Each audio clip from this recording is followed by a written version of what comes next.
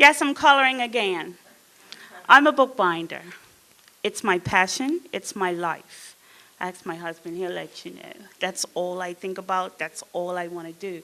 But this evening, I want to show you how I use graphic design with it as well. In 2000, I went back to university and I did a degree in graphic design and ended up with a BA honors in graphic design. I thought, oh, this is going to be great. I'm going to learn all about print. I'm going to learn about all the Adobe softwares. That's what I'm going to do. Lo and behold, as I went to class, the first day I was not allowed to use a computer. I didn't use a computer for 3 months. And it was all about conceptualism. And I'm like, what the heck is that? What am I going to do? So I just went along with the program. I kept going. And then I fell in love with something called bookbinding. My first class. Loved it. But before I did that, I did screen printing. I did paper cutting. I did lino. And I did packaging. All of those were hands-on. They were great. But it was that bookbinding. I couldn't stop making books. I couldn't stop buying paper. I couldn't stop buying linen thread and paste. The one thing about bookbinding is you make a book, you fold paper, you cut the paper, you bind it, you put a cover on it, you just look at it and think, oh, this is awesome. Oh, this is great, but you start looking at all the other things. It's a very tactical skill, and it's very precise. Everything has to fit. If it doesn't fit, your book will fall down. The purpose of bookbinders is to make books that sit on a shelf that never fall down. They can sit on that shelf for 150 years with no problem. So the history of bookbinding takes us from the 4th century right up until today. Some of the tools have changed. Some of the way we do it has changed, but we who are handbound or handmakers, we just do it the same way they did it years ago. We don't use animal fat now, we use PVA and different things like that.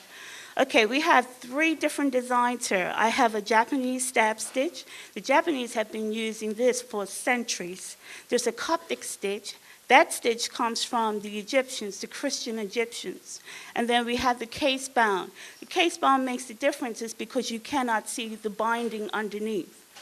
People say it's a dying art. They tell me all the time, you're a bookbinder? That's a dying art. It's not dying. You use it every single day. Guest books, photo albums. Everything you do, somebody's incorporated some sort of binding onto it. So I want people to stop saying that it's a dying art. Now I want to talk a little bit about art. This is a conceptual piece that I did for university, my final piece, which is here on the stage. And I went through several stages. It took me 4 months to finish this book. I did the book 10 times. As you can see, it stands up. It has beautiful pages. The covers are made out of wood, and it is hand-bound with a Coptic stitch. It is one of my favorite pieces. It was truly a labor of love. The next one was my social network, which you will see. So again, I've incorporated graphic design into that because you see the 1s and the 0s on the first circle, and you've got straight lines. That means that's the 1s. Everything behind me that's red is a family. The gray is friends. So then I put it in a cover around it, which we call a tunnel book or a theater book. This piece here is up front, and this was in the Shaman Prize. I've done all the binding on it. I've made the box, and it's a work of art. It's one of a kind. It's not something that I would write in. I would always put it up for a show. I am Gombe. This one here is about mommy. And this book is funny, and it can be published over and over again. And it's just a story my daughter wrote about me. And what we did was we took pictures of her expressions, took tidbits out of the book, and here we go. It just talks about me. A lady came to see me at HGA, and she says, "Where is the book?" And I'm like, "What book?" "The Gumbe book. It's on Facebook." I said, "Well, ma'am, I make them to order." So she says, "Okay, how much you want for it? And when will it be ready?" So I was just like, okay. So I did it, and again, a labor of love. This one here was for Megan Wellman's mother. Her and I went to university together. She finished up, and she wanted to give her mother something. So on the cover, as you can see, that's her designs. And then inside, the end pages are all her sketches.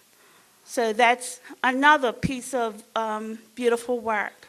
I have made hundreds and hundreds of books.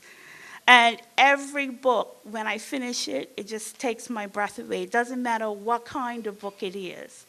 And I have a friend who said, you measure 3 times and you cut once. But that doesn't always work. This is another love of mine. These are some students that I helped in their final year. The young lady at the top, she wanted to do something about horses. And the lady at the bottom, she did what's in there was things in people's purses. So she did watercolor, so I helped her to design it. This is what I do, what I've been doing for the last 3 years. I've been doing workshops, and as you can see, these are labors of love. People don't realize that they're putting graphic stuff onto a little book, and they love the finished product. I love bookbinding.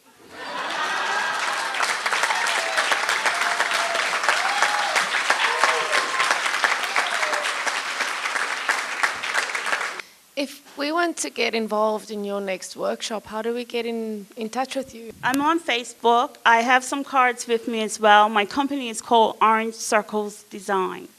Okay? Orange Circles. I love orange, and I love circles.